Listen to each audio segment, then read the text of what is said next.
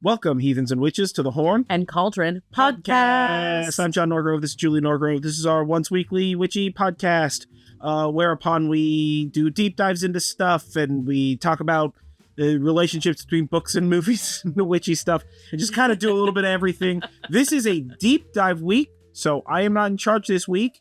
Yay. Everybody clap, yay. Right? And so this deep dive for this week is into what? Lucid dreaming. Dream magic. Yeah, dream magic. Tragic, if you will. Well, it's a little bit less magic and a little more lucid dreaming, but really, as we kind of go through this, I think that... Because you focus a little tightly on the lucid dreaming and not just dream magic in general? No. Lucid dreaming is like magic. I had a whole thing I was going to say about it. I could go higher. You interrupted me, and now... Nope, we're done. We're done. That's it. It's all canceled. This podcast is over. It's all canceled. 2 minutes Everybody's fired. Done. You're welcome. Okay, so lucid dreaming. Yes. Like lucid fur dreaming? I don't even know what that means. You know, like Lucifer, like demon dreaming? No, we're not doing this. No. No. Okay, so... A lucid dream is a dream in which you're aware that you're dreaming and possibly can control different aspects of the dream. Yes. And Mary Arnold Foster wrote a book called Studies in Dreams that was published in 1921. You can actually read that through the various open source libraries. There's a link to that in the sources. So this book, Studies in Dreams, she basically had this idea that all people have a like dual consciousness. So part of that is your primary self. That's your waking self that like analyzes your day-to-day circumstances, applies logic, and does all the thinky stuff, you know, all the adult things. And now this self is typically inactive during sleep. And then you have a dream consciousness, and it cannot reflect on its own state in the way that a primary self can, because it's kind of like your logical self. But the dream consciousness, it like is the you that you are when you're dreaming. And like a shadow cast by the you that's in the waking world. Yeah, exactly. So essentially, lucid dreaming, not a term that she used then, but lucid dreaming was a situation where in dreams your primary self wakes up and can bring with it its memories, its knowledge, its understanding, its reasoning, and the ability to reflect on its own state, as well as the awareness that you're asleep. And there's a lot of other people that talk about lucid dreaming and the states between which, but I think that this is a really cool way to think about it, because I know that like when I am dreaming, definitely have like a dream me. I have like a place that I call dreamland, where my dreams take place in, asterisk, not always, but most of the time when it's like a dream and not like a different kind of situation. And it has like places, like I have like my house in dreamland, and then I have like a childhood house, like my workplace in dreamland. They're all their own thing, and I have a dream me that isn't exactly me, but also isn't not me, that goes through all of these things. So it's an interesting sort of duality behind it. Mm-hmm. Now, lucid dreams are a learnable skill. Lucid dreaming. Lucid dreaming is a learnable skill. But some people are naturally able to achieve this state without practice. And some are also naturally better at it than others. But this is one of the interesting things that you can absolutely cultivate a practice in doing. So if you cannot lucid dream now, you can just lucid dream. Just wait. It's happening. Maybe you're dreaming right now. Maybe it's right now. Yeah. Woo. Yeah, if you're listening to this podcast in a lucid dream, whatever, give us a call. What's up? That's crazy. But like, I'm down. Yeah. What service are you listening on then? Is there another one we need? Are dreams picking up RSS feeds? We're not going into that. We're not going to talk about that. Yeah, no, we're not going to. Make sure you wear your tinfoil sleeping bonnet so the lasers don't get to you. Yeah. Or whatever. Yeah. Whatever the tinfoil hat is supposed to protect you from. A thing that I've never fully understood. But sure, yes, why not? That's how that works. So lucid dreaming the practice of lucid dreaming, that is used by athletes, psychologists, neuroscientists, narcoleptics, yogis, and psychonauts, among others. So there's a huge, wide range of people using lucid dreaming far outside of the witchy realm. So this is one of those interesting things that we see in this realm, but like goes outside. It sort of ebbs and flows, right? It comes in waves where like sometimes nobody's talking about it, and then sometimes lucid dreaming is like so hot right now, right? Yeah. Like I feel like within my lifetime there have been several instances where all of a sudden people are like talking about lucid dreaming, and oh my god, how all this drama about lucid dreaming. And then, like, it kind of disappears from, like, the, like, normie lexicon. Yeah. Right? And then, like, cycles back around in, whatever, some amount of time, 5 or 10 years or something like that. Yeah. I think that we're probably in the middle of one of those areas. So we'll probably be seeing a resurgence in lucid dreaming within the next, like, year or two. When I was researching this episode, I came across like a lot more articles dated within the last like 2-3 months than I was thinking I was going to. So I think they were probably on the upswing. So, hey-o, what's up with being a trendsetter over here? Yeah, guys, do it.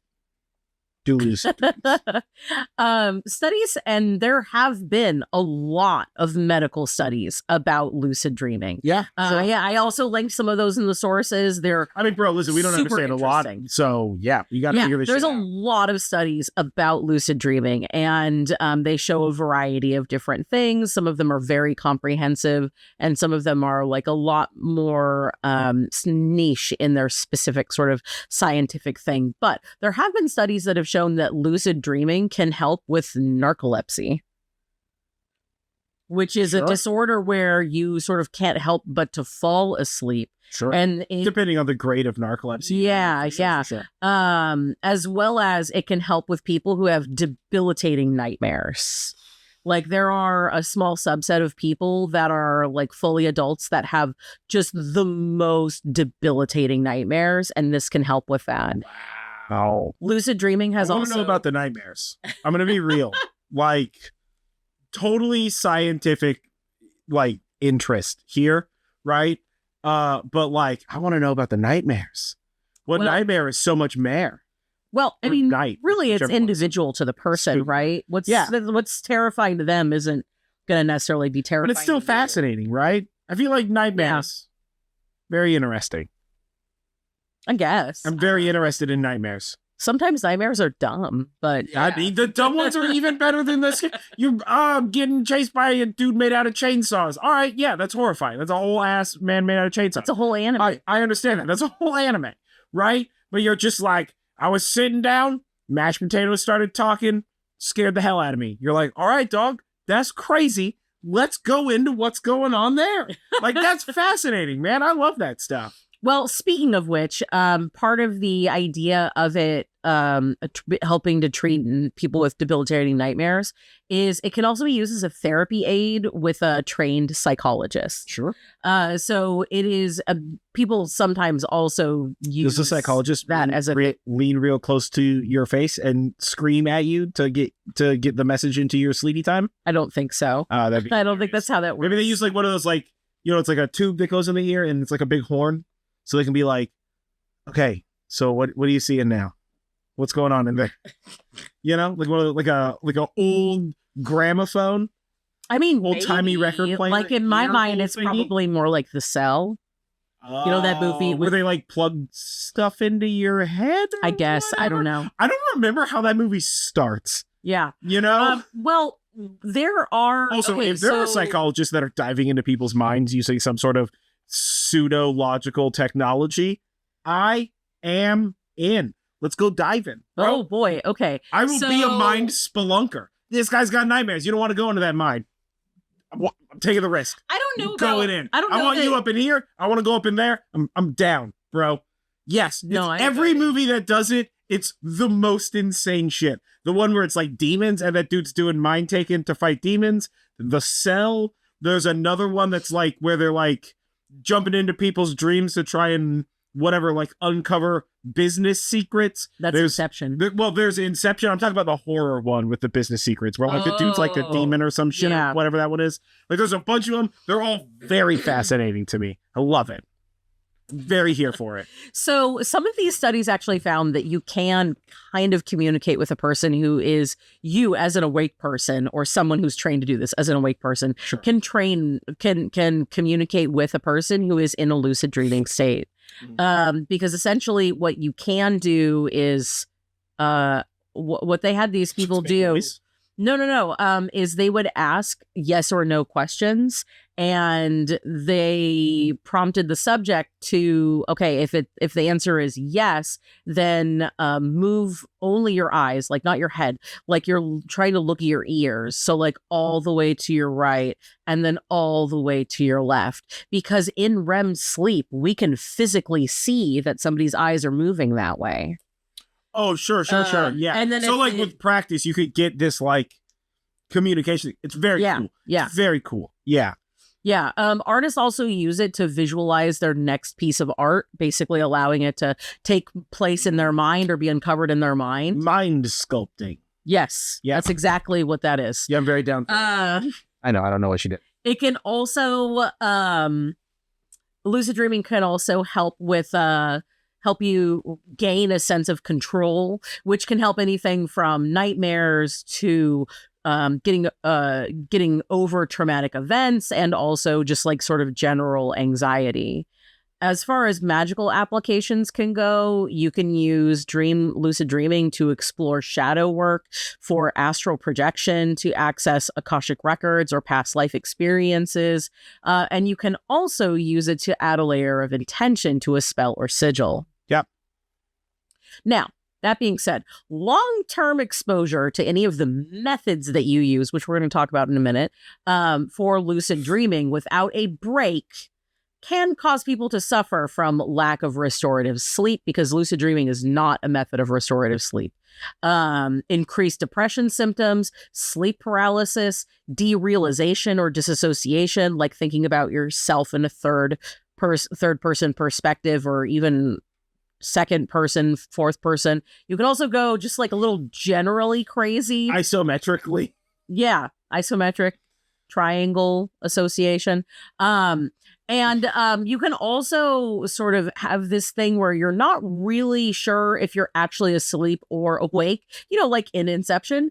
And this is obviously problematic because a lot of these things are definitely not great for you. So if you do want to start doing lucid dreaming, especially if you're not someone who like naturally has a knack to it, it's best to try it and then stop and then come back to it later.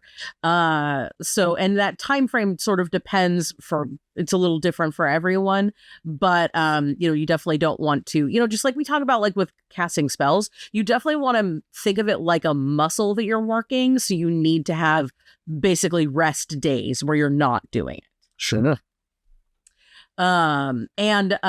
It seems to be that people who are naturally able to lucid dream actually aren't affected negatively by this. So if you are a person who can just sort of lucid dream, you could do that with your lucid dreaming every single night and not have any sort of negative impacts associated with it. Yeah. But if you're someone who is needing to try to lucid dream, well, it's sort of like holding like if you had like a big rubber band and you were holding it tight, right? If you're not like used to a lucid dreaming, then you're like holding this like necessary tension in your consciousness to be in control of that dream. So you've got to like relax, or your arms are going to hurt. For a lack of better words, right? Exactly. So that totally makes sense, because you're reading all this like long-term exposure to lucid dreams, and I'm just like, am I in trouble here?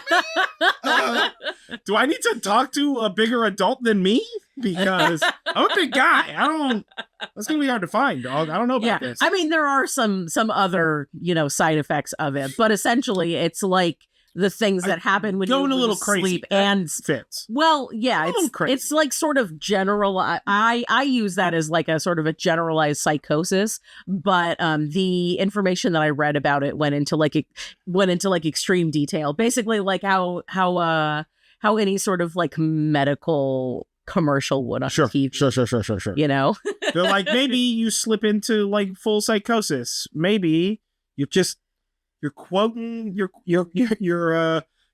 quoting superheroes too much from your favorite comic book or whatever. Well, you keep mentioning how you live in a society and it's getting a little out of hand. Yeah, I mean, maybe one of the biggest problems here is that if you're not sure if you're actually asleep or awake, or if you're continuously asking yourself if it's real, there's this sort of thing in your mind that can break, essentially. Yeah. That is your tenuous grasp to reality. And then you can start doing things in real life that you would not do. And sometimes those things are terrible monster to things. others. Yeah. Totally. Well, I feel like if you don't know whether or not you're awake or asleep,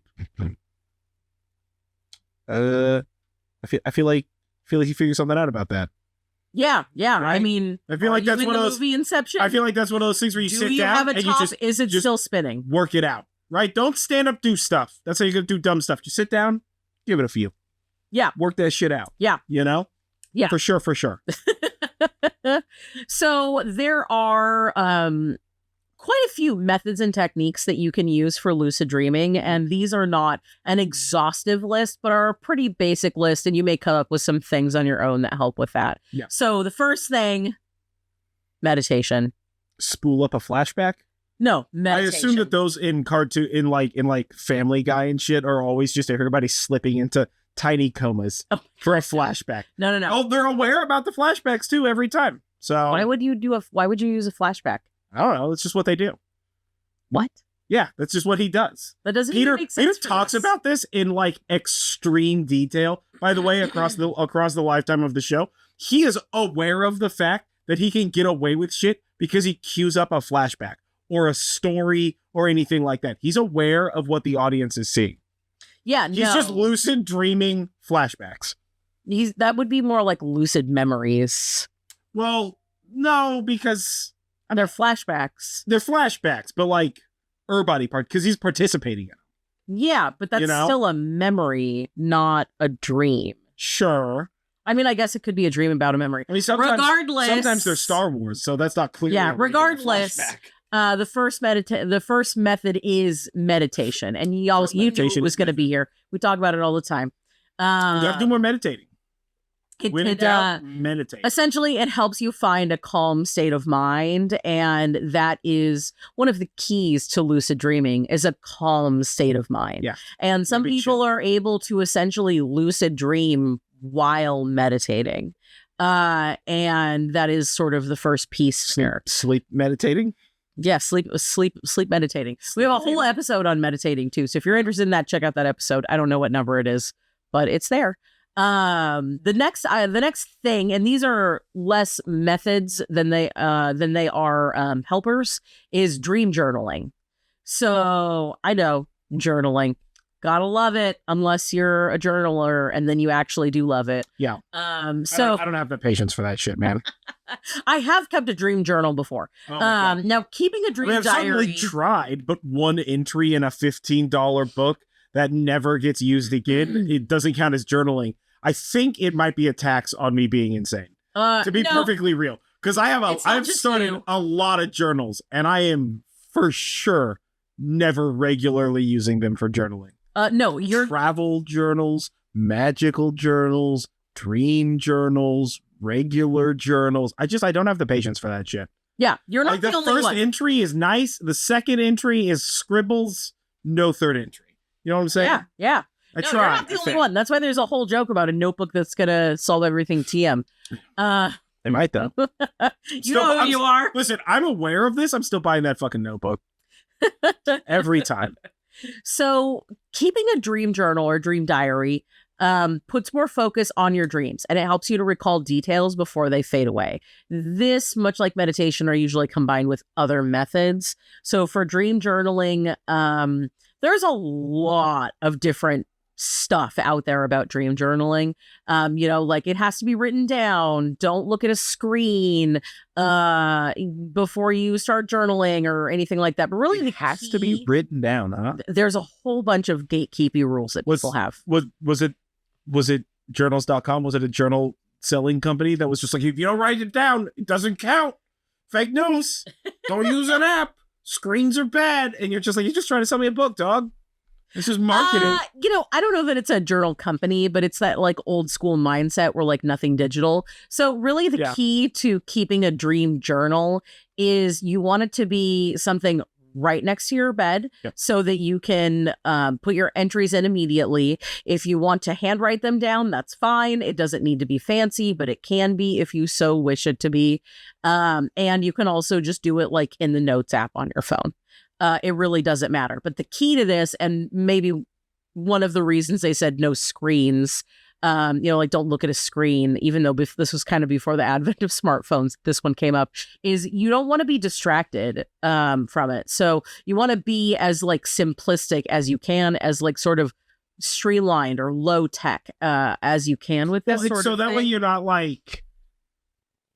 So conceptually, the idea that they're trying to get across here is that like, okay, so you tenuously remember this shit that happened while you were unconscious, right? So you need to now form that into a memory. The act of forming that into memory isn't just reciting it in your head, but writing it down, right? Because now you're taking like 3 steps instead of 1 step or whatever to increase the likelihood of the memory.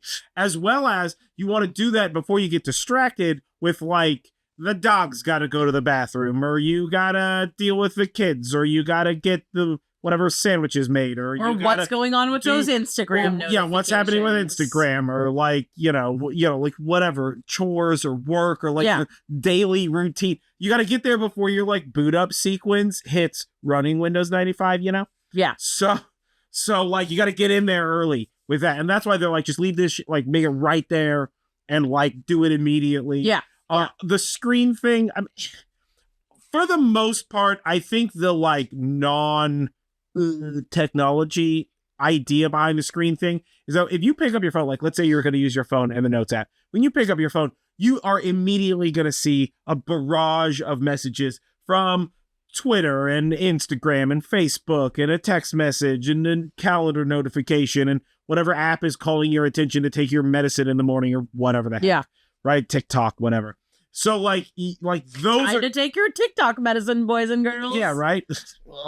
But those are like gonna, even though you're not trying to see them, you're gonna see them, and it's gonna activate that portion of your brain, which is gonna like push out the like loose memory of what just occurred. Yeah. Right. Yeah, exactly. So you want to try and keep that. And it's okay if you don't remember the whole dream. Writing down even fragments of things that you remember is helpful to remember it, because it's like a muscle. The more you do it, the easier it becomes. 1,000 bats? Question mark? Yeah. 1,000 bats. 1,000 bats. Yeah. Yes. So after dream journaling, we have memory signifiers. So you would want to have a memory signifier with an eye line of your bed or wherever it is that you're sleeping. Yeah. So you'd want to place an object within your like eye line. So like you open your eyes and you can see it pretty quickly, easily. Yeah. But you want it to be something that's clearly out of place, like an upside down glass or an object on your keyboard or like a kitchen spatula on your nightstand, or just something that like definitely doesn't belong like a 5-foot skeleton wearing a sombrero. Yeah, exactly what we have in the bedroom. That is exactly what we have in the bedroom. That's not out of place, but that's actually in place. Yeah. Now, if and when you wake up in the middle of the night, you essentially look at the object and then you write down your dream. Also, when you wake up in the morning, you write down, you see, you look at the object, you write down your dream. That's kind of the key here, is you're trying to build a routine here where you wake up, you see the object, you write down your dream. But like during the day, you take that object away so it just doesn't like live there, because now that doesn't become an out of place object. That now becomes an object that is. I feel like you'd just be having a lot of spatula dreams if you put a spatula in there all the time. It was the first thing that I thought of. was kitchen spatula on the nightstand. It was because I had just cooked dinner, so you could need a for spatula. breakfast or something. You could need a spatula while you're in the bedroom. You don't know what happens in that bedroom. You got to pry yourself into bed. It could be spatula time. It could be spatula time. Sometimes somebody needs a spatula or whatever. Sometimes you got to cook in that bedroom. Yeah, exactly. Sometimes you don't even need a plate, just a spatula. Anyway, so after a while of doing this sort of like wake up, see the object, write it down, you're immediately going to start waking up and then writing down your dreams because you're seeing the out of place object, and that makes it more of a routine type of a thing for you, as well as it's something that you have to think about, like, why the fuck is there a spatula on my nightstand?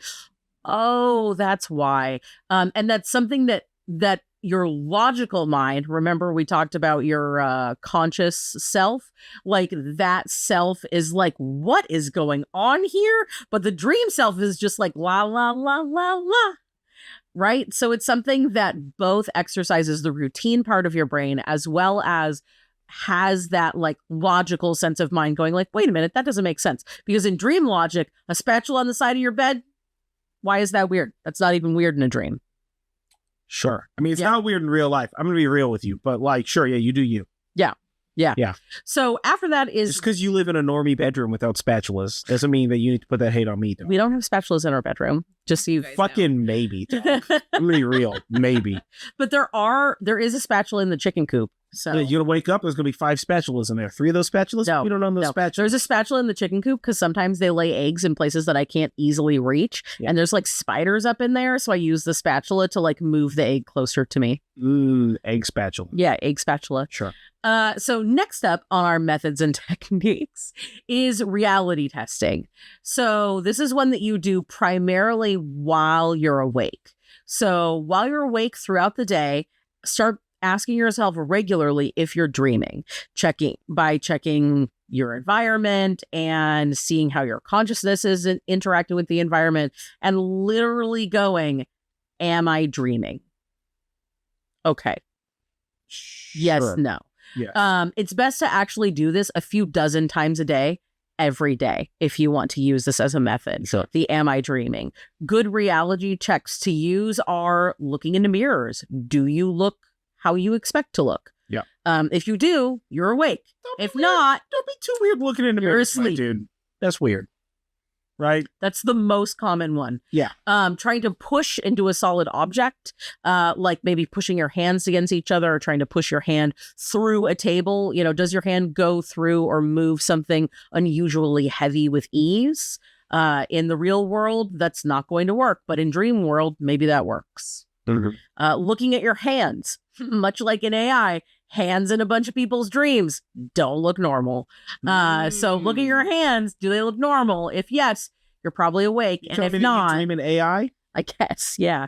If they don't, then I guess you're an AI character in a dream. Yeah. Yeah. I mean, or you just got into a fist fight with a chainsaw, but rock and roll, dude. Yeah.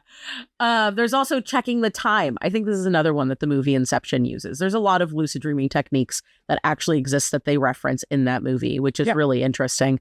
But so if you're checking the time may not move at all during a dream. Or maybe it goes by really fast, or maybe it moves irregularly. So maybe it's later and then it's earlier and then it's later again, or something along those lines.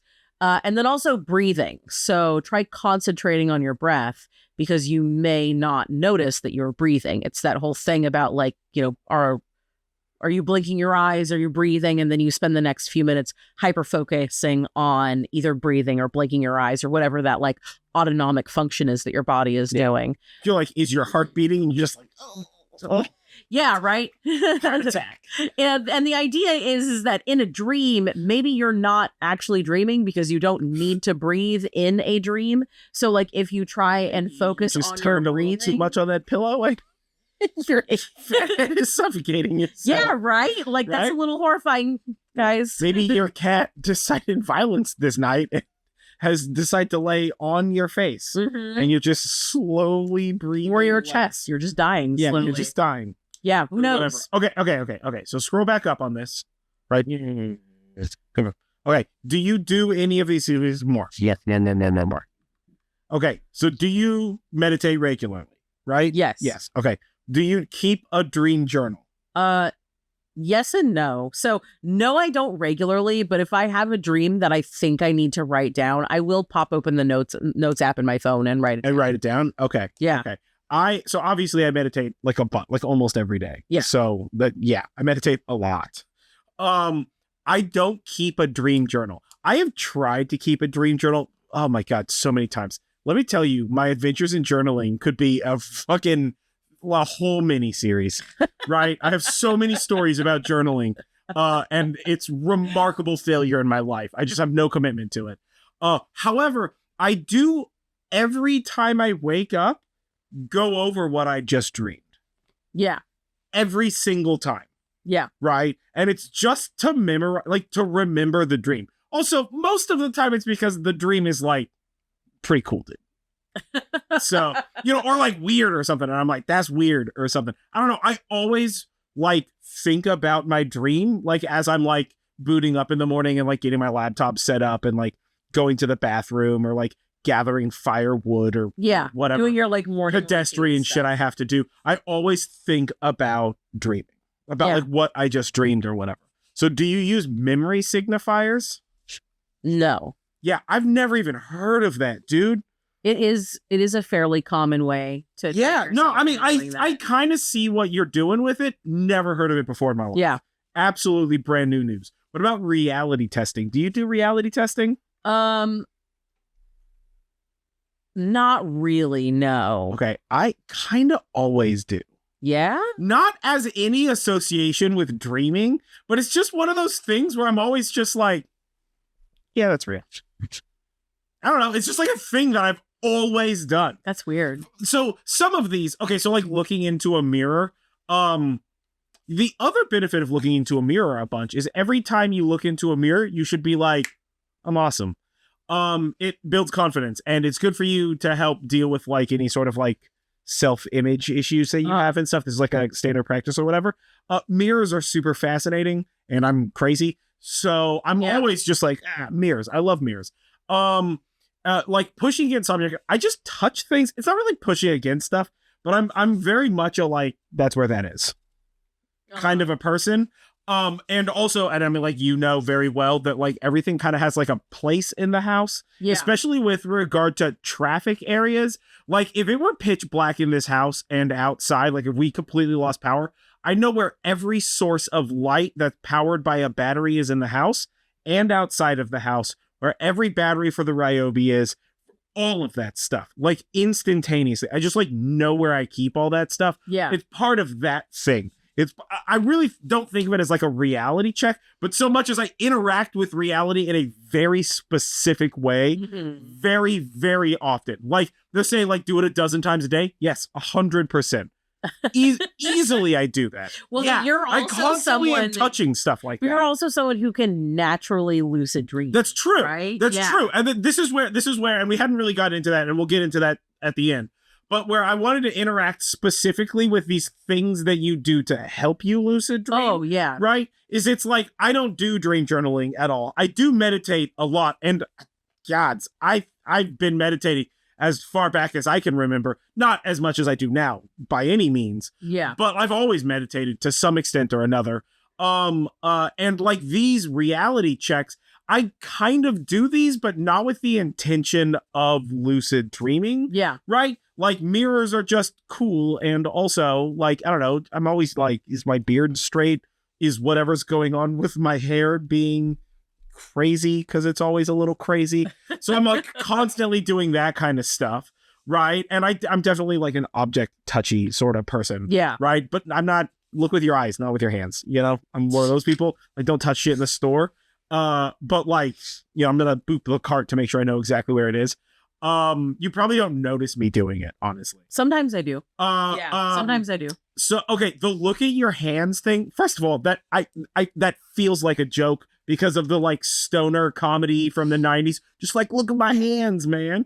Oh, see, to me, I read it and I felt like it was a joke because of AI, and I had to, I didn't even think about that. It's very funny. I had to like check the publish date on some of the sources that said like check your hands, and I was just like, nope, this is definitely before AI. Well, I mean, when you're super high, you talk about your hands or whatever that joke is about. I guess. So I guess, yeah. That's not necessarily something that I think about or whatever the fuck. I mean, but like, I'm not really having to look at my hands. I know where they are. Yeah. You know Well, what I but mean? the idea is like if you think that you're dreaming, maybe your hands look different. Sure. No, I get that. The full extent of me thinking about my hands is, and like you want to feel the passage of time in your body and consciousness, look at your hands and notice how old they are. Oh, yeah. And then think back to how you looked. I don't know if you were a kid, you ever did this. I remember doing this at like 5 or 6 years old, 7 years old, something like really, really young like that, looking at my hands and becoming infinitely aware of how unmarred they were compared to like my dad's hands or like family members, his aunts and uncles and grandparents. I thought you were going to talk about... And like noticing that in like this very like vividly conscious way. And I remember I think about this probably once a year, right? I think back and I think about it's generally when I hurt my hand. I cut myself doing something like an idiot, right? Get my hand caught on a nail or something like that. And I think like, man, my hands used to be not so fucking old because I so remember thinking as a kid, looking at my hands and thinking like, one day my hands are going to look old.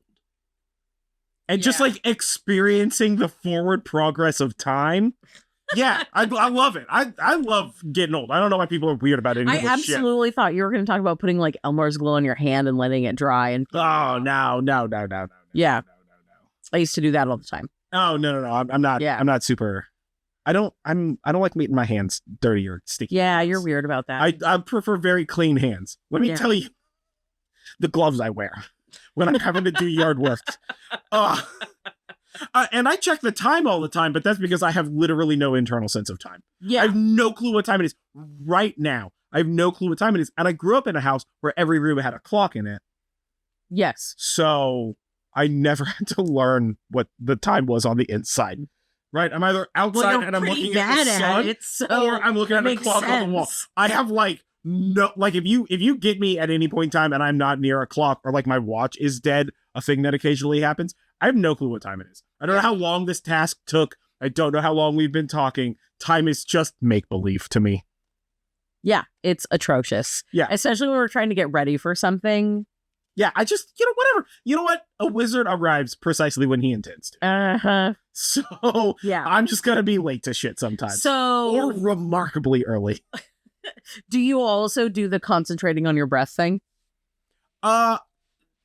Again, not necessarily purposefully, although I am pretty actively aware of my breathing, but that's more of like a rhythmic awareness. One, I specifically reduce the speed at which like I like actively slow my breathing down kind of all the time, right? Not as like a thing, but it's just like one of those things where it's just like, I don't need to be breathing this hard to do this task, so I'm just going to like slow my breathing down or whatever the heck. It's more like a feedback awareness thing, as well as because like I'm like playing with the dogs and stuff, and dogs breathe at a much higher rhythm, like a higher frequency than we do. So I'm like very aware of that when I'm like playing with the dogs and they're panting, and I'm just like, my God, I'm breathing like once for every 4 of your breaths, dude. Chill out, Jesus. Especially when they got the zoomies. Especially when they're like amped up and we've been like wrestling around or anything like that. So like not really, but I also like I change the way that I'm breathing. Like I know if I'm doing something physical, I'll switch to breathing in through my nose and out through my mouth to regulate my air intake that way. I kind of have a moderate control over my breathing all the time. So I don't really that like I kind of do, but it's not really like I'm concentrating on my breathing. Yeah. It's just like when I meditate, most of the time I don't even concentrate on my breathing unless I just recently like listened to a podcast where somebody talked about some novel breathing rhythm. Like that wuxia thing or whatever that was called. Sure. It's like 3 or 2 short, quick breaths in and then like a long, slow breath out or something like that. I don't remember. This was like 6 months ago. And I was like, oh, that somebody was talking about it in a podcast about like meditating stuff. And I was like, oh, that's really interesting. I'm gonna like try that when I meditate tonight. So I tried that for like a week and was just like, all right, this is too much mental effort. I'm not gonna do this. This is dumb. I'm not gonna do this. If it works for you, gangster, but like it's not. Yeah. You know. Yeah. So like I kind of do all of these things in necessarily non-specific in different ways, but like kind of, yeah. Yeah. So the last one for the breathing is to hold your breath by pinching your like nose shut. And if you are still breathing, that is like if you don't feel like you're holding your breath, then you're dreaming. But like if you do that and you definitely feel like you're holding your breath, you know, then you're awake. Yeah, with your mouth closed, obviously, because like if you pinch your nose shut and your mouth is open, you're still breathing through your. You're like, am I dreaming?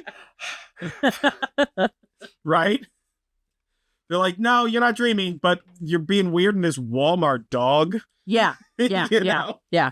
So all of these are methods that you can use to combine in different ways to sort of like help yourself be in a state where it's easier for you to lucid dream. So they're like aids. Yeah, they're like helpers. Yeah, like helpers. Totally. But these next couple ones are actually the methods in which. So the first one is called Wake Back to Bed, WBTB. Boy, it's exactly far enough away that when I first read that, I was like, is this wake and bake something to bed? What is happening right now?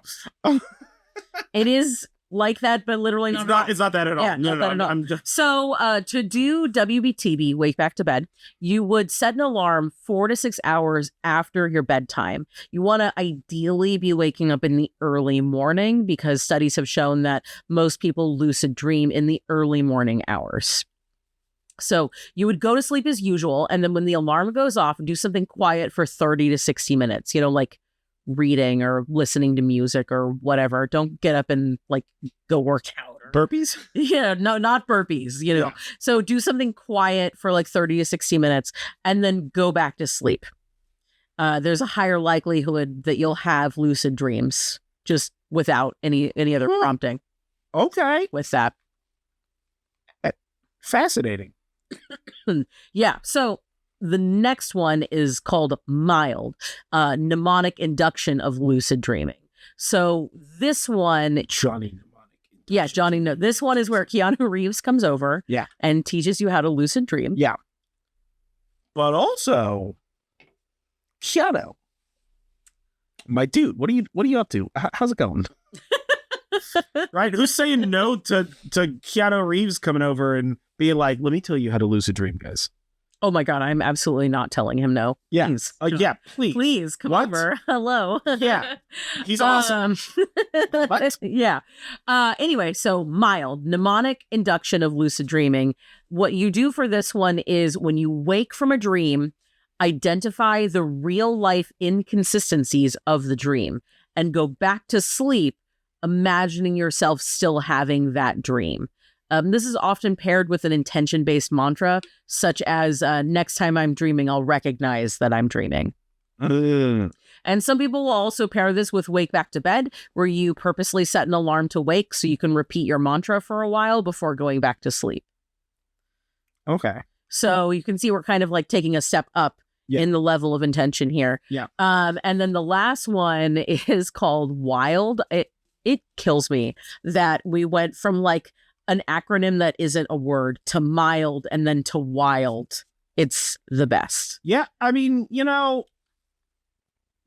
why not? Why not? Dog. Why not? So wild is wake initiated lucid dreaming. So wild is actually quite a bit. You're like, damn, am I lucid dreaming? And they're like, well, you're awake, so maybe. I mean, actually, yeah, that's basically what wild is. Yeah. So wild is relaxing and letting yourself drift until you find the state that's just before you fall asleep where you start to have hallucinations. And like most people have had this happen at least a couple of times in their life where right before you, like you're still awake and you know that you're awake, but you start having hallucinations in the same manner that you would when you were asleep, but you are still definitely awake and you're still partaking in these hallucinations. You're talking about the drop, bro. Yeah. Yeah. You know, when you're like right about to fall asleep and you feel that physical sensation of falling. Well, it's not always that. I mean, yes, but yeah. I'm just saying, like, that's an example of of a dream-based hallucination, because like you're not actually falling, you're laying on a bed, you know that. Yes. But like you're hallucinating the sensation of falling as you like drop into sleepy time. Yeah, this is also typically the best time to try and get somebody to sleep talk, by the way. Sure. Is in that like little window there just before you start to have, just before you fall asleep. Now, after these are assisted techniques. So these are ones that sort of force you into lucid dreaming through the mechanics of them. So there are some drugs that you can take to help to induce or to encourage lucid dreaming. And galantamine is the most studied. Yeah, galantamine is like the most studied one, has the best track record and the lowest number of side effects. And that's actually an extract made from the bulb of the snowdrop flower, which is often used to treat Alzheimer's patients. Listen, galantamine, an extract made from the bulb of a snowdrop flower, literally sounds like a Dungeons and Dragons quest. You're welcome. You're like, the great knight of this kingdom has lost his gallantry. You need to make him some galantamine extract from the snowdrop flower found on the highest peaks of Mount Doom. And you're just like, yeah, I guess he's figuring some dice to go find some flowers. Yes, totally. That's everything you just said sounds so fake. Except that it's not. I mean, I know it's not, right? Science. But like it sounds so fake, right?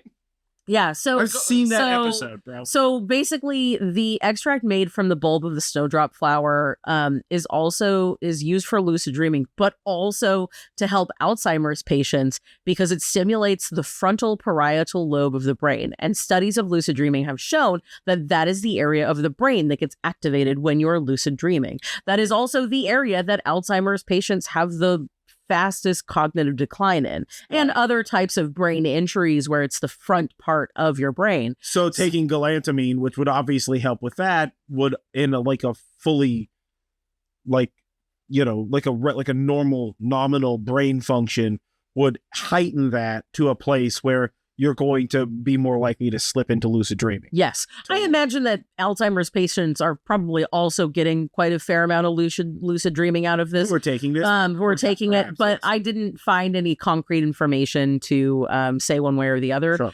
Galantamine, while I'm using the word drug to describe it, isn't classified as a drug. You can apparently just get this stuff over the counter. I don't know where, but several sources said that you can get it over the counter. I've never heard of it, but it's like if it's just an extract of like a flower, I doubt it's regulated. Yeah. So I don't know where you can get that, but if you do get that, be careful. We're not doctors. Yeah.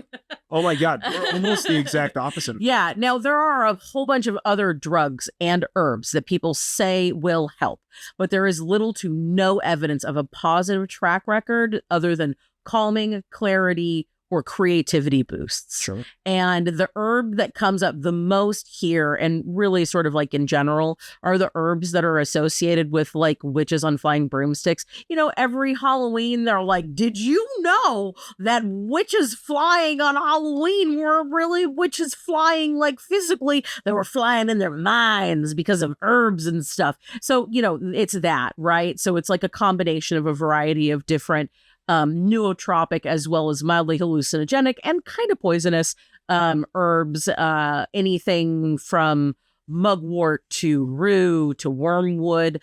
People have said that these do have effects with helping with to get into a lucid dreaming state, but that's one where your mileage may vary here, because that's really about you and what you're taking and how your body wants to deal with that, and also don't die.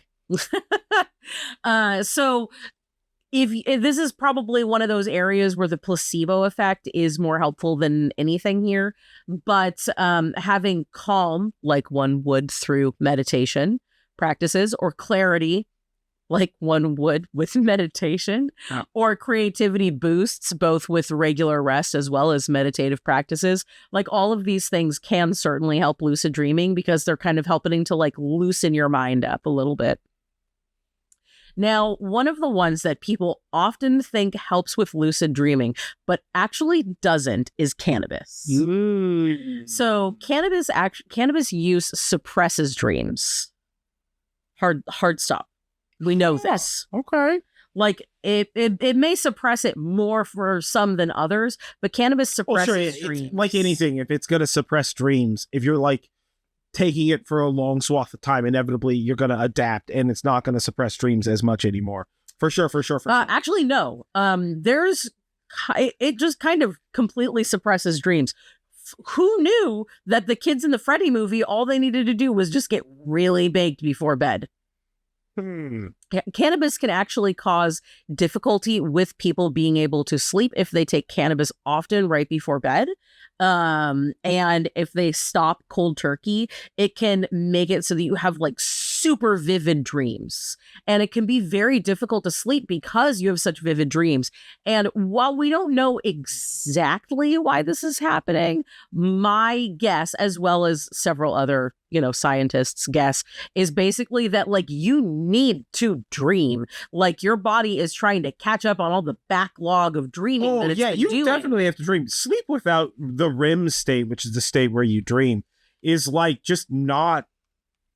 It's like not restorative enough. It like doesn't work good.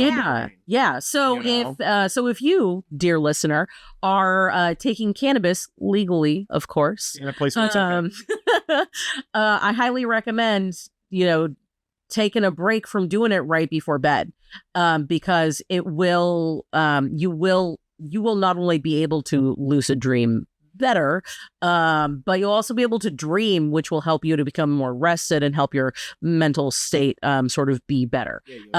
Sleep better.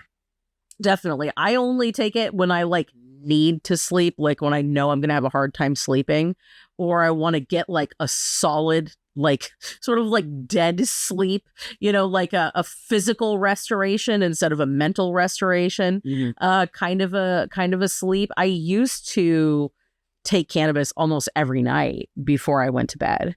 And I definitely did have suppression of dreams. And when I would stop, it would be like difficult to get a good night's sleep. So I can definitely say I experienced this, as well as this being like a medical thing that like people are like scientists and like doctors and stuff are aware of. Now, that being said, you can use cannabis as a hack to stimulate the ability to lucid dream. Sure, if you like did it for a little bit and then stop cold turkey, doing it. Yeah. Your dreams will be much more vivid, and vivid dreams do help with the idea behind lucid dreaming, because you are much more aware of a vivid dream than your waking self is much more aware of a vivid dream than they would be of like a non-vivid dream, just like a standard dream. Again, this is an area where your mileage may vary. But those are what we're looking at as far as the like drugs and supplements side of things. Also, alcohol can be an inhibitor to dreaming because you're just kind of like passing out in the bed. This is one of those things where it really is something that you have to try out for yourself when it comes to these like assisted techniques to see what works best for you. And then there's also devices. So you can get masks and headbands that produce sounds or lights to induce a lucid dreaming state. Some of these are backed by science, and some of these are flimsily backed by science. It's just a cassette tape, and it's a guy whispering, "Hey, you're dreaming." Like once every 5 minutes. I mean, that could be that is something that can help also. Sure, yeah. But or wake you up in a cold sweat because you thought you heard somebody whisper. Whatever, dog. There is actually not very solid science on the idea of listening to something that allows for lucid dreaming other than like subconscious programming. Sure. So like if you're listening to, like a YouTube video or whatever it is that says that you're going to lucid dream, it's not that the thing that you're listening to is going to help you lucid It's like scientifically connected to dreaming. That's not connected to dreaming. It's because you're like, this sound equals lucid dreaming, so maybe I'm going to give that a shot. Exactly. You're kind of like programming yourself to do that. Yeah. But there are masks and headbands that can produce sounds and lights. Now, we know that sounds and lights can help to sounds and or lights. Sounds and lights, guys. It's all about sounds. To induce lucid dreaming if you have been conditioning yourself for those to work. And this is one of those things where I looked at a whole bunch of different devices. Man, let me tell you what, y'all, my ads that I get fed like automatically from like Google or anything like that, they are absolutely unhinged, because I look up all this stuff for this podcast and I Google stuff for like my regular everyday life that may or may not make sense. And then I also like have to Google stuff for work because I don't know, business for like business stuff. Yeah. And like it is always an absolute crazy thing to see what ads I'm going to be served, because they don't know what kind of ads to serve me, because there are very definite like Venn diagrams of things that I like. It's like, would you like this spreadsheet software, or maybe this broom and cauldron, or maybe this machine that emits a frequency that alters your state so the government can't hear you, your thoughts, and you're like, yeah. What are like, these three what about this cute bathing suit? And also, what about this witch course? Yeah. You know, there's like a lot of weird stuff. Anyway, there's a lot of different devices that you can get. There's a lot of different people out there that are selling classes with methodology for how to do this. And I'm going to tell you right now, it is probably best that you save your money instead of spending money on these things. Yeah. I am not... Oh, bro, there's probably like a bajillion hours of YouTube videos of people being like, well, how you talk you into... There are some very good sources that I vetted personally here that are in the notes. So if you are interested in learning more about it, more in-depth exploration, there is a Psychonaut wiki, which is the place that I saw the best set of information for how to do lucid dreaming. So that's in the sources. Check that out. As far as the devices go, basically what they do is you're supposed to like basically tie an intention, like a mantra, with this like light or sound that goes off. So every time it makes a very specific blinky light sequence or sound, you're supposed to think to yourself, I am in control of my dream. Yeah. Or something along those lines. Having not looked into any of these devices, but only assuming that it, I feel like this is fair. They're all horseshit. I feel the devices actually work. Okay, hold on. I feel like they're horseshit. Some of the devices actually work from a vetted scientific standpoint. No, sure. But sure, I understand. That doesn't mean that all the devices work. You could meditate and like think about it a little bit, or you could spend money on this thing. And I feel like just like meditating sometimes and like keeping a dream journal on the phone that you already own, and like, spinning a top or however that works to make sure that you're in reality, whatever the fuck that nonsense is about. Yeah. Hanging a spatula in your bedroom before you go to bed or whatever the hell that's about. Like, I feel like these are free things that you could do that are going to get you in this direction, as opposed to spending what I can only imagine is an exorbitant amount of money for a mask that blinks lights against your eyeballs, which seems, I don't know, man. That seems sus. Like, I get that, like, it probably works or whatever, but like, I ain't spending no $100 on blinky lights or whatever. Yeah. I've seen that. It's more than $100. I've seen that for when you get, what's that called when you travel and you get like plane sleepiness? Oh, yeah. Like, I don't know. Travel sleep. I don't know. Yeah, whatever that's called. You feel like sleepy on plane. Yeah. Well, no, it's not like sleepy on a plane, but it's like, when you're like a new time zone and so your body can't figure the fuck out. Jet lag. Jet lag. Okay. Yeah. Okay, so like, you can get like glasses that like shine lights in your eyes at the time zone for the place that you're going to, that you wear for like 2 weeks before you leave. So that way your body doesn't get jet lagged when you get there or whatever. And it feels insane. I know, like, I watched a thing about how that is scientifically helpful. Like, it is real science that these people came up with to help with jet lag or whatever. And part of me is just like, I don't know, dog. Like, you're just going to be tired for like a day. Chill out, bro. I don't know, man. Like, if you have free options, do the free stuff. Yeah. Like, yay, spend money, but also, I'm not spending that fucking money. Yeah, they're pretty expensive. Yeah, it seems like,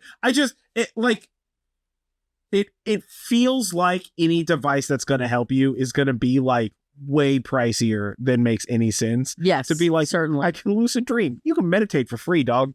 Yeah. That shit's everywhere. Yeah. Right?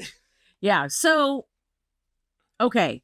Once you get into the lucid dream, there are a few techniques that are important to know about for lucid dreaming. And the first one is stabilization. So once you finally notice that you are lucid dreaming, you're in the dream, you're lucid, you may become so excited that the dream destabilizes. And then you wake up, or that dream ends, and then you end up in everything. A little bit, yeah. Like that scene, like the ballroom scene in Labyrinth. That's what I imagine that looks like. But it's maybe different for everyone, I suppose. Sure. So to stabilize the dream, essentially you want to maintain a form of sensory input, like rubbing your hands together really fast, because not only can you feel your hands rubbing together, but they're also getting warmer because of friction.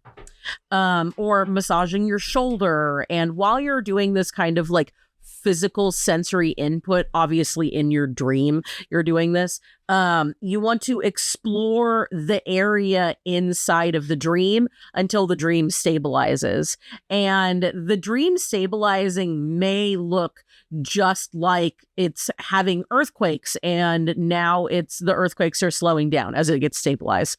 It may be that it's spinning around like a top. There's a lot of different ways that this can sort of go. But essentially, once you notice you're lucid dreaming, if things start getting wonky, try and do some simple sensory input to help things stabilize. And then you're like a little bit less excited and you're able to explore the dream and sort of stay in it. Now, some people don't have these stabilization issues at all. So that may not be a thing that you have that happens. Now, you also may want to enhance the dream itself.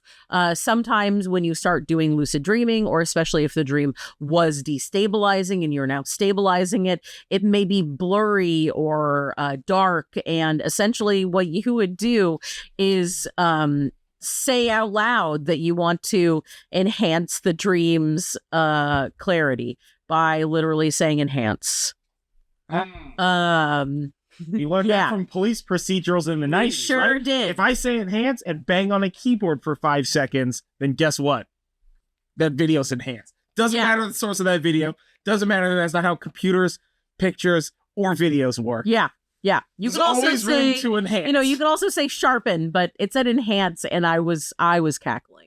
Because all I could think of was super enhance. Yeah, thank you. That's the first thing I thought of. Yeah. Now that you're in the dream, it's stabilized, you're enhanced, we're rocking and rolling. Also, like if you're lucid dreaming, you may not need to enhance. A lot of these are like things you may need, but not all tools in your tool chest you're going to need, but you want to make sure that you know how to use them in case the need arises, essentially. Yeah. So, yeah.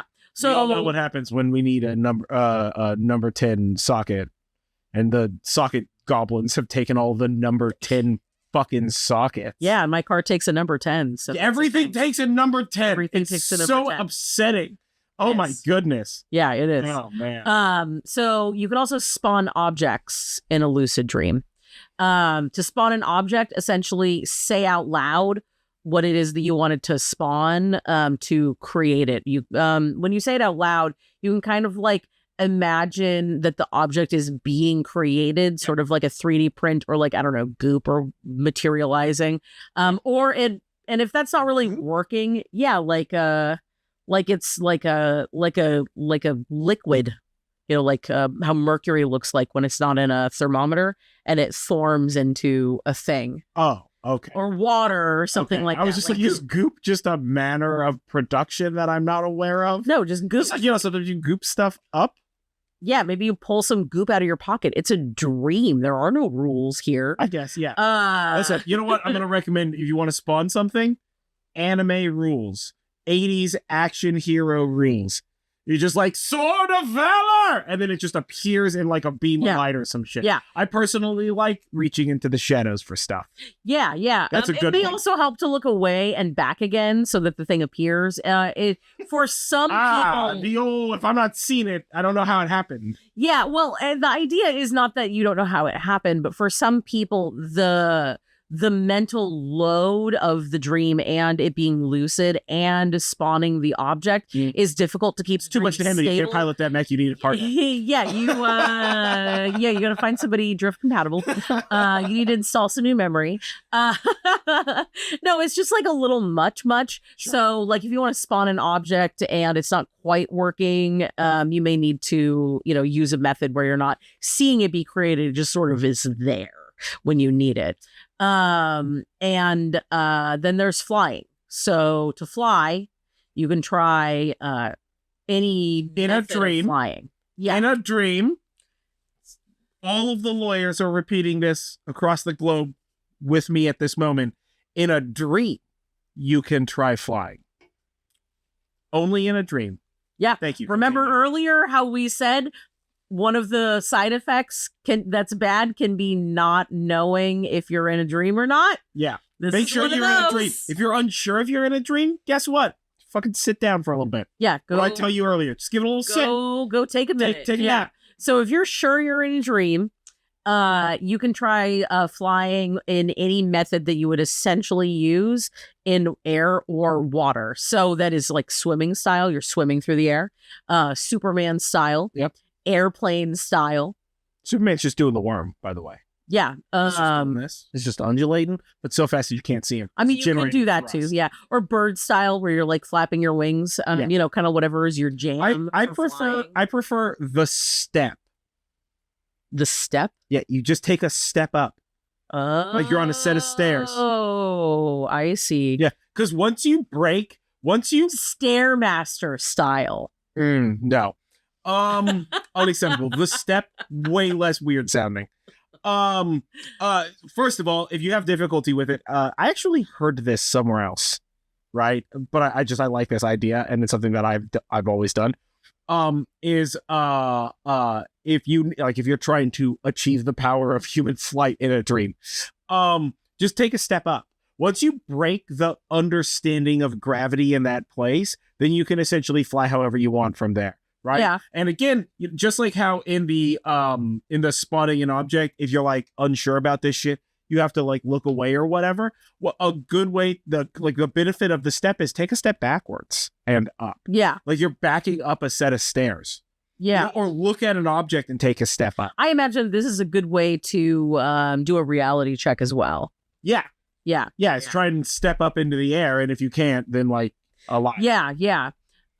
So when you're dreaming, you can also travel to new places. Yeah. You can travel there by like flying or swimming. You can create a door, which you then open. Some people do what I want to fondly call the Tasmanian devil, where they spin around and around and around, and then they stop. And then when they stop, they're in the desired location. Yeah. Tasmanian devil.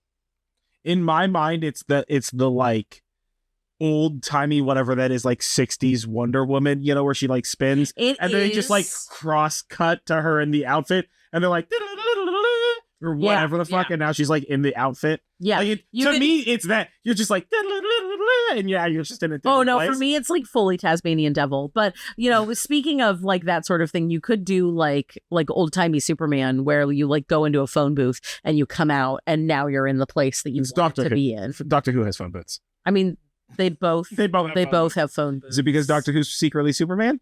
Oh, wait a minute. And then also you can change your body, say out loud, and then like what you want. So you can change into a lot of people shapeshifted into animals here with this. So essentially you say out loud how you want your body to change, and that may instantly do it. Yeah. You may be done here.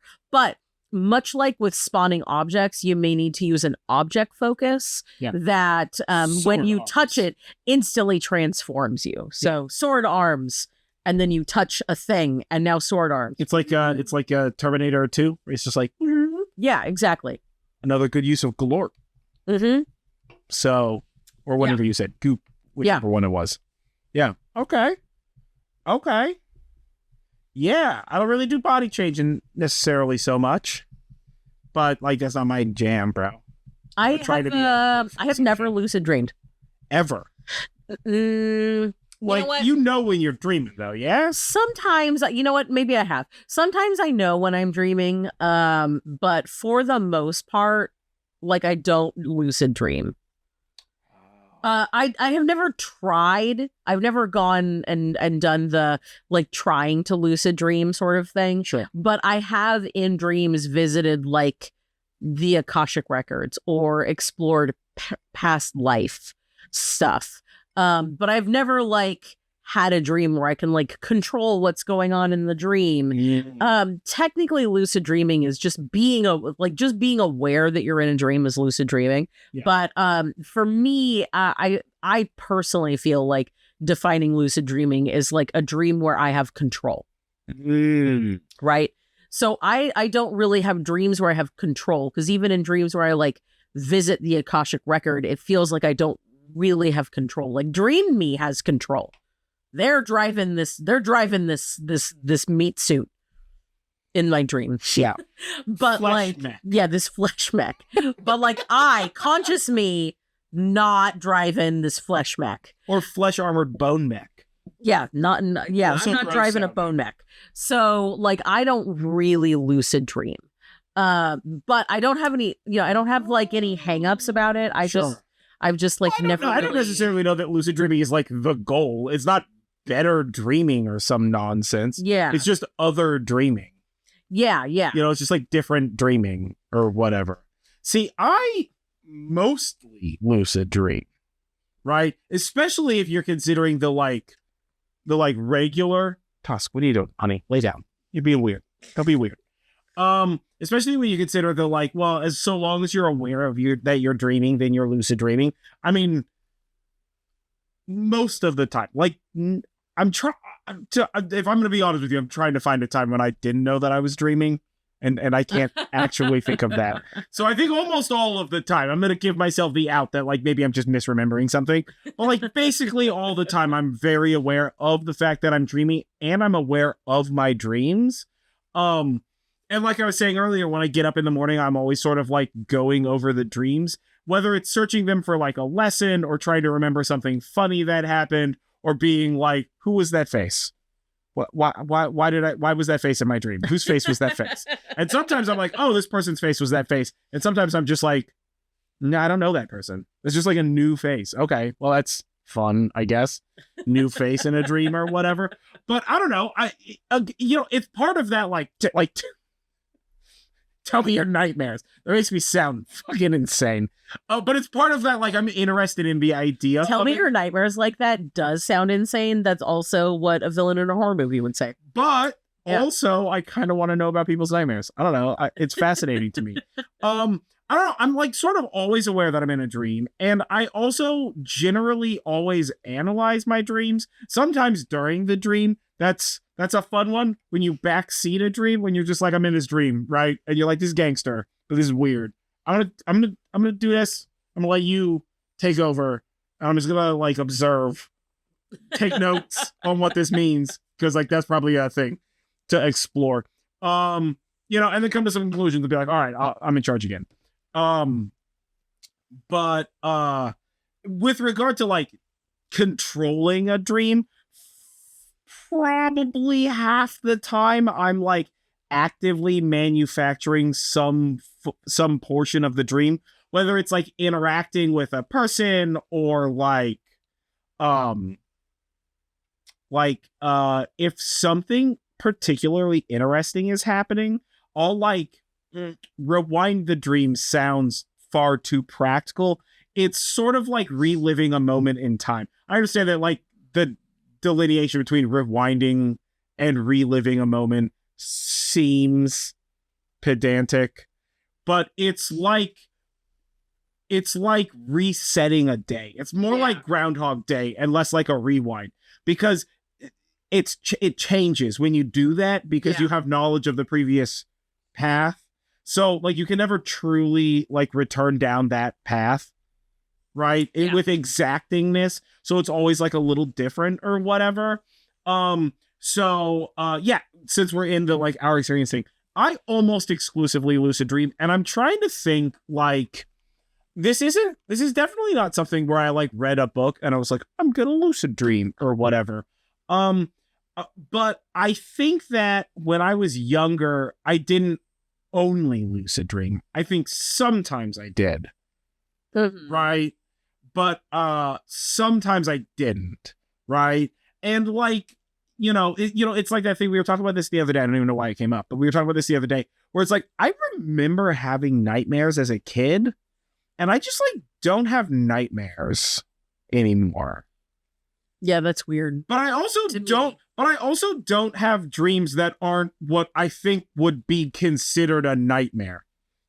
Like, axe face is chasing you and he's trying to axe you in the face. Like, I'll have that dream, but it's like not a nightmare because I know it's a dream. So like, all right, like it's like a video game. It's like a movie, like a horror movie isn't scary because like I'm not watching, I don't know, whatever a modern horror movie is, right?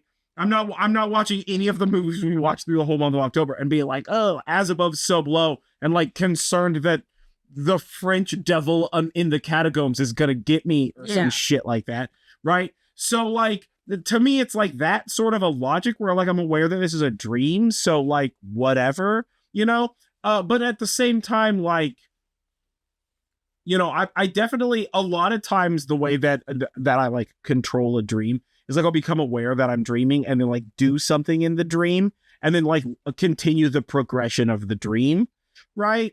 That's like the step for me is a big one, is just like stepping up like into the sky and then just like step back down to the ground and just kind of like let that be, just as like a reminder sort of a thing or whatever.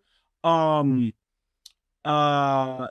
definitely haven't always lucid dreamed, but I mean, I remember lucid dreaming about and in the elementary school I went to when I was in like 4th grade. How? Really? Yeah, I remember. I was thinking about this while you were going over it, and I was like, I remember, and this would have been when I like had nightmares and stuff like that. And I remember one night dreaming and like and doing that, like taking a step up into the sky and just realizing that there was like no limit to the height that I could climb into the air, and recognizing that like there's no way that this is real, right? And becoming so like vividly aware of the fact that it wasn't real that you're just like immediately like, oh well, like nothing matters here, this is just a dream. Like you can't be hurt here, it's not real. The like, if you die in your dreams, you die in real life, or whatever that line is. Like, that's dumb. Don't worry, we're gonna do a whole episode on dream interpretation. Yeah, like that's gonna be another. So I remember like, I guess, like naturally stumbling upon, lucid dreams, and I do have like Akashic record style dreams, although most of that is honestly, when I'm meditating and not like actually unconscious. And like, I have like void dreams where you're just like like non-corporeal in just like an infinite void of blackness. All right. Non-corporeal void dreams. Yeah, void dreams. They're fun. They're like meditations in like 4-dimensional space-time. So that's fun. Those are cool or whatever. Those happen sometimes. And like, we've talked before, I think, probably, about the like infinite Jonathan thing, right? Where like sometimes a dream is a dream, and I don't know how, like, it's a textural difference for me. Like sometimes a dream is just like a dream, and sometimes a dream is part of the like infinite Jonathan, the like all potential forms of consciousness that I could have infinite consciousness, like awakening thing, where you're like pseudo accessing another Jonathan's memories. Yeah. Right. And you're experiencing those. And in those instances, like, you obviously don't change the memory, right? Mm-hmm. So I'm not like actively doing those things, but I am also actively aware of the decisions being made and why they are being made. So like often when I'm dreaming like those like the infinite self dreams, I'm not just aware of the exterior dimension of the dream, you know, space and time and interaction, but also the interior dimension of the dream, like thought and memory, like why I would recognize a person that I in real life have never met before, but in this dream, this like infinite self dream, I like remember meeting them in school or something, you know, so like that kind of thing. As well as sometimes I like when it's a memory style dream, an infinite self dream, I'm very much like live and let live about that. I'm very like just like experience it to just like learn more, right, about the infinite self. And when it's like a regular, like a dream, you know, just like a processing stuff dream, sometimes I'm like very active in them, and sometimes I'm just like, I'm gonna let whatever the fuck is going on here just go on. This is ridiculous. At this point in time, I wish I had some popcorn. I'm just gonna watch, you know. So I'm not like necessarily in control TM, but I'm certainly like at any point in time I could like prevent the collapse of this story from happening or whatever. And sometimes like, okay, so recently I had one where I was like a director at like a school, and we were doing like a presentation for parents. I was like a principal or something at like a school off world, and we were doing like a presentation for parents, and we were like talking about like the strides we've made in the local community to make it more stable and like self-sufficient and like not requiring as much supplies from Earth, and like making it better for everybody, so we're not just living in like hovels, you know, like caves and such like that. And the end of the presentation was like the class like putting on a skit and singing a song, and I remember the class beginning to sing the song, and I didn't recognize it, so I just shifted the song to something else, which was like not changing me, but changing like the resultant outcome of the dream. Right? I actively remember being like, I don't know what this song is, but this is dumb. It should be this song. And just sort of like it changing. So like sometimes I'll like absolutely take like supreme control over in like the outcome of the dream or the action or whatever. But again, I have like a very different, based on the conversations I've had with a bunch of people, interaction with dreaming. Like you don't die in your dreams. Yeah. Right? Which is to understand quite normal. I don't know if it's normal or not, but I don't die in my dreams. Okay. Whereas like I die in my dreams. Not all the time, obviously. I'm not like crazy. Or maybe. But I can't say that I'm not crazy. I always feel crazy a little bit. But like I have no problem with dying in my dreams, and sometimes my dreams are like, you know, like let's for instance a nightmare dream. You're like being chased or hunted or zombies or whatever. And then at the end of the dream, you die and you're like, oh, I died. It's awful. Right. And it's all part of the like movie of it in my mind. So I'm not like jumping out as soon as you're getting like torn into by zombies or whatever the fuck. But also sometimes my dreams start with the dying. You know, we'll have a dream where I'm like on a field of battle, like I'm on like a knights in shining armor field of battle. And I get like, you know, like ran down by a horse and like, you know, fucking ran through or, you know, cut in half or something with a sword, and like die on that field and then pass into an afterlife, chosen dream afterlife, right? And then interact with the afterlife portion of that particular story, right? So like dying in a dream isn't a big deal to me or whatever. So like I just have like a very different interaction with dreams, I think. But for the most part, I'm always lucid dreaming, and I'm always like, not only am I always when I wake up being like, oh, dream, right? But I also, I am a huge proponent of the like waking up at 2 o'clock in the morning because you have to go to the bathroom, and like going to the bathroom and just be like, I'm gonna go to the bathroom, and then like go to the bathroom and then like come back and lay back down and just like boot back into that dream. I'm pretty good at that. Yeah. You know what I'm saying? You know, that like, I remember when I was like a teen, it was like, if you keep one eye closed, that half of your head's asleep. Fake news. Just like gaslighting myself to be like 50% asleep. Checks out. You know, like that kind of thing or whatever. So yeah, I don't know. Like, I don't know. I guess I'm a big lucid dreamer. Natural lucid dreamer. Yeah, just like naturally. Yeah. But I've never really thought of it as like a thing. You know? It's just like whatever. Okay, I dream weird, dog. You know? Yeah, so that's lucid dreaming. Yeah. Yeah. Yeah, that's lucid dreaming. So if you would like a Book of Shadows page for lucid dreaming, which is, I don't know, within the next 5 or something, those will be available on our Patreon. And speaking of our Patreon, shout out to our patrons, Alan, Miranda, Somewhere, Helena, Alexa, and Panda. You guys are awesome. Yep. And Book of Shadows pages on our Patreon. We've got a Discord channel on our Patreon. We've got a whole bunch of stuff going on there. We just did a Patreon video for like what all the changes are and all that stuff. So if you haven't checked that out, give that a check out. Yeah, we'll have Book Shadows and all that kind of stuff for that. And to our patrons, like, thank you. You guys are the best. Yep. Keeping it going. You know, keeping us. You help us do what we do. Yeah, keeping us improving each time or what have you.